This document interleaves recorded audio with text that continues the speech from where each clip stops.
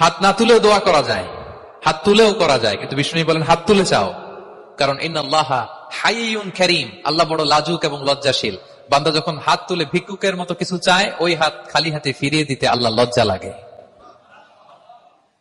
হাত তুলে চাইবেন।